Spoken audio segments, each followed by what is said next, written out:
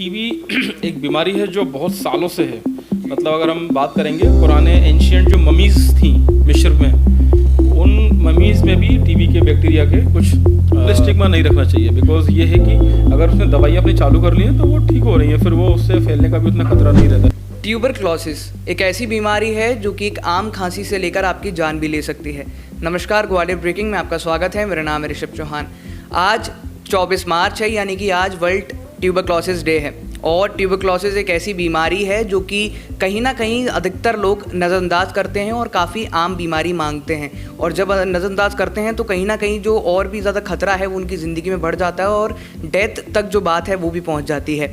आज ट्यूबरक्लोसिस से जुड़े तमाम सवालों के जवाब देने के लिए हमारे साथ मौजूद हैं ग्वालियर शहर के जाने माने डॉक्टर उज्ज्वल शर्मा, जो कि चेस्ट एंड टीबी स्पेशलिस्ट हैं। सर, आपका स्वागत है ग्वालियर ब्रेकिंग में। Thank you very much. और ये बहुत ज़रूरी है कि आज के दिन हम टीबी के बारे में ज़रूर चर्चा करें। सर, जो मेरा पहला सवाल है आपसे, क्योंकि आज 24 मार्च है और आज के दिन ही ट्यूबरक्लोसिस डे क्यों मनाया जाता है, इसके बारे में आपसे जानना चाहूँगा। एक्चुअली क्या है कि 24 मार्च को ही एक वैज्ञानिक हुए थे, रॉबर्ट कोच।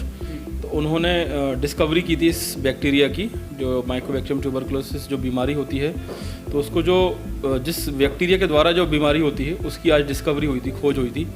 तो इसीलिए उनकी स्मृति में फिर ये आज 24 मार्च को टीबी का दिवस मनाया जाता है, ताकि लोगों को इसके बारे में ज़्यादा से ज़्यादा जानकारी मिले और जागरूकता फैले, और जो उनकी कुछ क्वेरी हैं या भ्रांतियाँ हैं उनका भी निराकरण हो सके।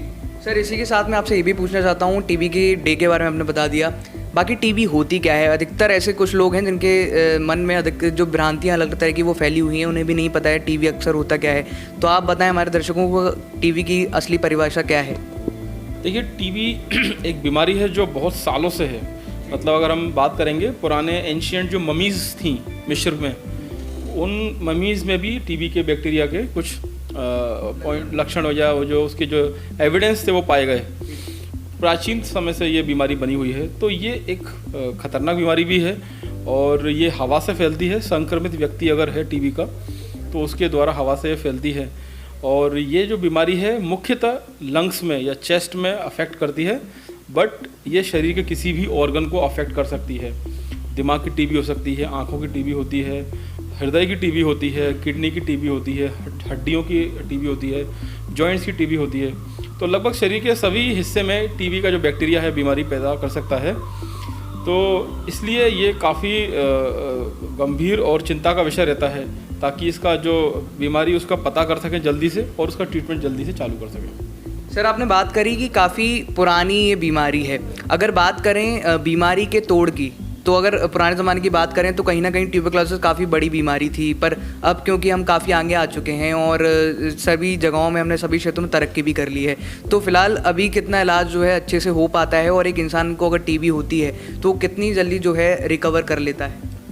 नहीं, बिल्कुल, जैसे एडवांस हुए हैं तो ट्रीटमेंट में भी काफ़ी एडवांसमेंट आया है। और आज ये स्थिति है कि अगर व्यक्ति सही समय पर दवाइयों का जो कोर्स होता है 6 महीने, 8 महीने, 9 महीने, जितना भी डॉक्टर बताते हैं, तो उतना अकॉर्डिंगली अगर ट्रीटमेंट लेते हैं तो उससे कम्प्लीटली क्योर हो जाता है। तो आज ये परेशानी नहीं, क्योंकि पहले के ज़माने में दवाइयाँ कम थी, उतनी नहीं थी लोगों तक उपलब्धता।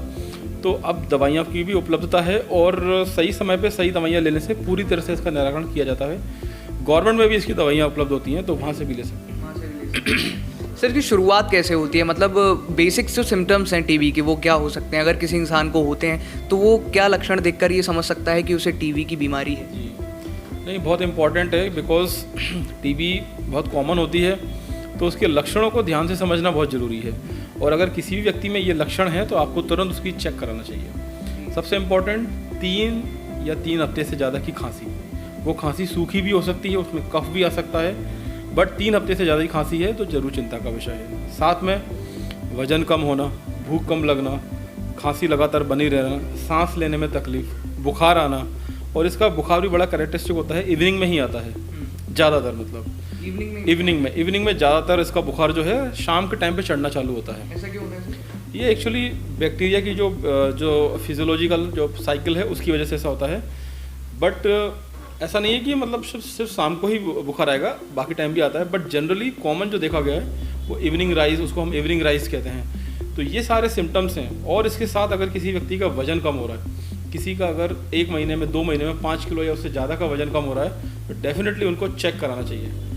तो ये सारे सिम्टम्स हैं। इनके अलावा भी मैंने बताया जैसे जिस हिस्से की टीबी होती है वहाँ के सिम्टम्स होते हैं। जैसे दिमाग की टीबी होती है तो कई बार झटके आने लगते हैं, याददाश्त चली जाती है। जॉइंटों में होते हैं तो जॉइंट्स सूजने लगते हैं। तो अलग अलग जगह की जो सिम्टम्स होते हैं वो तो रहते ही हैं, बट ये मैंने आपको कॉमन बताए हैं। किसी भी व्यक्ति में अगर ये सारे लक्षण हैं तो उसको डेफिनेटली चेक कराना चाहिए। डेफिनेटली चेक कराना चाहिए सर। इसी के साथ साथ जो सबसे ज़्यादा उम्र के अभी, क्योंकि आपके पास काफ़ी मामले आए होंगे, सबसे ज़्यादा उम्र के कौन से ऐसे मामले हैं जो देखने को मिलते हैं, कौन से उम्र वर्ग के?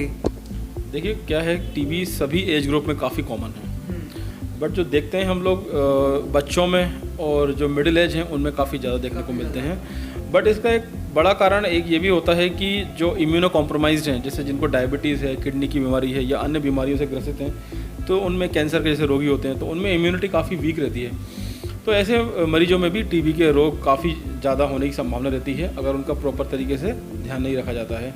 इसके साथ ही जो 5 साल से कम बच्चे हैं, 60 साल से ऊपर के जो बुज़ुर्ग हैं, उनकी भी इम्यूनिटी डाउन रहती है, तो उनमें भी ये ज़्यादा होने के चांसेस रहते हैं। बट ये सभी एज ग्रुप को अफेक्ट करता है और इससे बचने का एक बहुत इंपॉर्टेंट तरीका ये है कि अपनी इम्यूनिटी अच्छी रखें, खाने पीने का ध्यान रखें। कई बार हम देखते हैं अक्सर यंग एडल्ट्स हैं, यंग मेल हैं, यंग फीमेल हैं, वो अपना मील स्किप करते हैं, खाना प्रॉपर टाइम पे नहीं खाते हैं काम की वजह से या किसी भी चीज़ की वजह से, या वो फास्ट फूड वगैरह ज़्यादा लेते हैं या कई बार व्यसनों में फंस जाते हैं, टोबैको और ये सब चीज़ें। तो उसकी वजह से क्या होता है कि धीरे धीरे बॉडी की इम्यूनिटी और जो रोगों से लड़ने की क्षमता है वो काफ़ी डाउन होती जाती है और काफ़ी कॉमन है इस तरह के एज ग्रुप में भी टीबी का। जो टीनेजर्स को काफ़ी ज़्यादा देखने को मिलता है ये चीज़। सर ये तो हमने बात कर ली कि टीबी क्या है, सिम्टम्स कैसे हम देख सकते हैं, परख सकते हैं कि आपको है या नहीं है, और इसी के साथ साथ फ़िलहाल आप हमें हमारे दर्शकों को ये बताएं कि अगर किसी को है तो वो किस तरह टीबी जैसी बड़ी बीमारी से बच सकता है।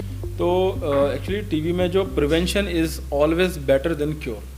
प्रिवेंशन के लिए जो सारी चीज़ें जो हम डिस्कस करते हैं वो इम्पोर्टेंट हैं, ताकि एक्सरसाइज प्रॉपर रेगुलर अपना मॉर्निंग एक्सरसाइज, जो मॉर्निंग वॉक है, न्यूट्रिशन है, प्रोटीन है, कार्बोहाइड्रेट्स हैं, ये प्रॉपर प्रोपोर्शन में अगर वो रखें। इसके अलावा माइक्रो न्यूट्रिएंट्स हैं, तरल पदार्थों का प्रयोग अगर वो प्रॉपर रखेंगे और अपने जो खाने का मील है वो स्किप ना करें। कई बार हम देखते हैं कि लोग सुबह सुबह जल्दी निकल जाते हैं, ब्रेकफास्ट स्किप कर देते हैं। ये एक बहुत बड़ा कारण है जो लोगों में जो है इम्यूनिटी डाउन होने का। तो ये सब चीज़ें अगर ना रखें और जो हमारी प्रॉपर जो ब्रेकफास्ट है, लंच है, डिनर है, और उसके बीच में भी थोड़ा थोड़ा जो छोटे छोटे मील्स हैं वो लेते रहें और प्रॉपर एक्सरसाइज और जो भी उनका जो न्यूट्रिशन है उसको मेंटेन रखें, तो काफ़ी हद तक हम इन चीज़ों से बच सकते हैं। जी सर, इसमें एक खास बात ये भी आती है, लोग क्योंकि अक्सर सरकारी जो अस्पताल होते हैं वो प्रेफर करते हैं, क्या सरकारी अस्पताल के जो इलाज हैं वो काफ़ी हैं टीबी को रोकने के लिए, या फिर प्राइवेट जो हॉस्पिटल्स हैं उनकी तरफ रुख करना चाहिए लोग? नहीं, ऐसा कुछ नहीं है। गवर्नमेंट में भी काफ़ी अच्छी सुविधाएं दी जा रही हैं, बिकॉज टीबी एक ऐसी बीमारी है जिसमें सबका प्रयास, सबको मिलके ही आगे बढ़ना पड़ेगा और सबको मिलके लड़ाई अपनी लड़नी है। तो इसको पब्लिक प्राइवेट पार्टनरशिप कहते हैं। तो जो प्राइवेट डॉक्टर्स हैं, गवर्नमेंट के डॉक्टर्स हैं, वो सब आपस में मिलके टीबी के अगेंस्ट लड़ाई लड़नी है हमें।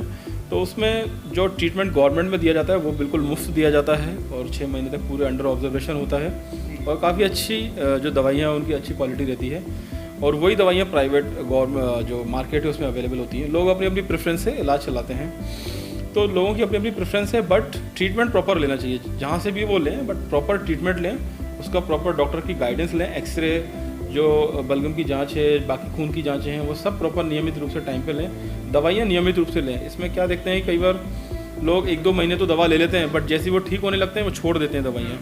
उससे क्या होता है कि एक तो आपका ट्रीटमेंट अधूरा रह गया, दूसरा बीमारी भी कंट्रोल में नहीं हुई, तीसरा जो दवाइयाँ आप ले रहे थे उनसे रेजिस्टेंस हो गया। मतलब अब आगे अगर आप वो दवाइयाँ लेंगे तो हो सकता है वो दवाइयाँ आपके ऊपर काम ही ना करें, क्योंकि आपने कोर्स पूरा नहीं लिया। ये एक बहुत बड़ा कारण है जिसको कि डिफ़ॉल्टर भी कहते हैं ऐसे पेशेंट्सों को। तो इन सब जो है चीज़ों से बचना चाहिए। जैसे बताया है वैसे ही पूरा प्रॉपर ट्रीटमेंट लेंगे तो काफ़ी हद तक हम टीबी को हराने में सक्षम हैं। सर, एक इंसान को अगर जैसे खांसी है, इनिशियल पॉइंट पर खांसी है, वो आपने बता दी, जैसे मतलब इनिशियल पॉइंट में जब टीबी होता है तब तो आप जांच करा के उसको प्रिवेंट कर सकते हैं, पर एक मतलब वो कौन सा पॉइंट आता है जब ये जो बीमारी है हाथ से बाहर चली जाती है, ऐसा कोई पॉइंट होता है? देखिए क्या है कि अगर सही समय पर डायग्नोसिस हो जाए, सही समय बीमारी को अगर हम डायग्नोस कर लें और उसकी दवाइयाँ चालू हो जाएं तो बिल्कुल मैंने बताया 6 महीने में कम्प्लीटली आराम मिल जाता है। बट अगर डिले इन डायग्नोसिस है तो फिर मैंने बताया कि जो टीबी है वो स्प्रेड कर जाती है। कई बार वो लंग से टीबी ब्लड के थ्रू फिर बाकी ऑर्गन में चली जाती है। तो एक बार टीबी अगर फैलना चालू होती है तो फिर उसको सही नहीं माना जाता, वो फिर काफ़ी डेंजरस होता है, जान का भी खतरा रहता है और ऐसी टीबी को कंट्रोल करने में भी परेशानी आती है। तो जैसे मैंने बताया कि अगर 3 हफ्ते से ज़्यादा खांसी है या कोई भी व्यक्ति ऐसा जो है जिसको फीवर बना हुआ है 1-2 महीने से लगातार और वेट कम हो रहा है, वजन कम हो रहा है, भूख कम लग रही है, तो इन सब चीज़ों को नज़रअंदाज नहीं करना चाहिए। ये एक मतलब मैं बोलूँगा एक सिग्निफिकेंट पॉइंट है कि आपको अब इस समय डॉक्टर को दिखा लेना चाहिए।